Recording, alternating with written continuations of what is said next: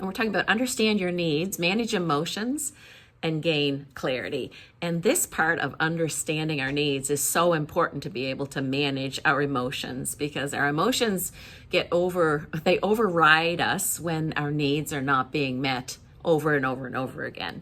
So I love this quote by Brene Brown. Compassionate people ask for what they need. They say no when they need to. And when they say yes, they mean it. I like that quote. So we were driving into Banff, Alberta, and I was reading His Needs, Her Needs to my husband. We were reading together. We love to read when we're kind of nerdy that way. And so we were reading as we were driving into the mountains. I still remember the mountains were getting larger and larger as I'm reading, and I'm trying to focus on words and then looking up, and it was great fun. Anyway, as I was going through the needs, I asked him, so what is your top need? And he said, it's appreciation. And I'm like, don't you know how much I appreciate you? And he's like, no, because you don't ever tell me. I was like, oh, it's such a brand new awareness to me to think that an adult had needs, because I was so overwhelmed with caring for my 5 little children at that time that I couldn't even think about adding one more need list to my list of large needs that were happening in our household. And so then he said to me, but I didn't hear a word of encouragement growing up, and I need to hear some encouragement from you. And I really don't have any idea that you're happy with me or not. I don't know, because you don't tell me. It was such an awakening for me, and it changed the way we did marriage. So this is one of those pivotal moments that we have in life and that we had in our marriage that changed the way we mutually value and support each other, and realizing those emotional needs that we both had were important to consider. So what is the problem with denying needs? You know, as Christian women, we are notorious for chronically suppressing our own needs.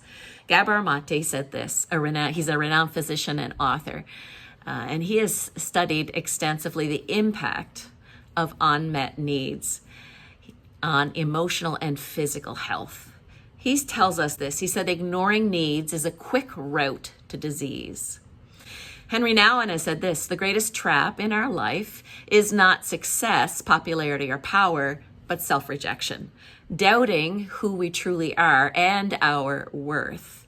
We fall into self-rejection when we deny our humanness, and by denying that we are not worthy of having needs being met.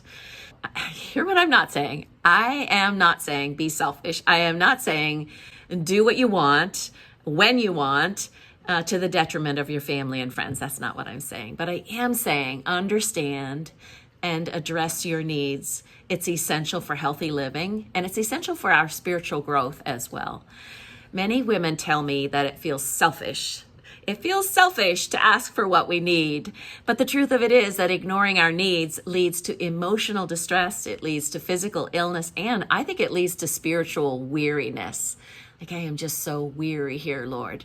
So here's the thing. People truly experience you through how you express yourself. They encounter the authentic you when you articulate your needs clearly and concisely and without unnecessary drama. If you struggle to manage emotions and express your needs effectively, then others, they may not perceive you as that caring person that you really are. So the power to understand and communicate your needs, it lies entirely in your hands. I know some of you don't like that word power. The power to understand and communicate your needs, it lies entirely in your hands. It's your responsibility. It's my responsibility. And it begins with a deep understanding of knowing what it is that we really need. And so when we acknowledge our needs, we align ourselves with the truth that we are human beings. We are human beings with needs. And in fact, I believe great needs. I'm needy. And it's our Heavenly Father's care, and He meets our needs. As in Philippians 4:19 reminds us, and my God will meet all your needs according to the riches of His glory in Jesus Christ.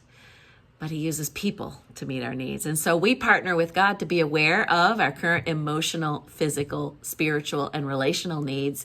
And then we can take action to care for our own well-being in every way that we can, so that we are good stewards of this gift of the body and the mind and the soul that we've been given, this life that we've been given by our Heavenly Father. Gabor Mate said, when we listen to our needs, we honor our true selves. For Christian women, I think this means living a life that does not ignore, that does not self-abdicate the role of the caretaker of our own life garden. I've been thinking a lot about gardens these days, girls, because I've been taking in the produce and getting it put away for the winter. So for us as Christian women, understanding our needs in the light of our faith leads to a deeper resilience on God, more meaningful interactions with other people, because honest, pivotal conversations with God and with each other, it leads to deeper intimacy, as in into me you see. And so to wrap up, paying attention to our needs is not a selfish act, but it is a necessary one for safeguarding our entire health and for the bigger picture of fulfilling God's greater purpose in us. So acknowledging our needs is crucial for our emotional, mental, spiritual, and physical health. And by taking that time to reflect with Jesus, seeking support from other trusted people, establishing healthy boundaries, and then nurturing meaningful relationships, we honor our gift of life and align our lives with God's will and his purpose for us. So if you like this video, sign up for my free weekly journal, The Tuesday Brew with Ann. I'll put the link below. Subscribe to this channel by hitting the bell so you don't miss a thing. My name is Ann Visser. I'm a coach, speaker, and trainer with For Better Forever. Thanks for joining me today. Take care and God bless.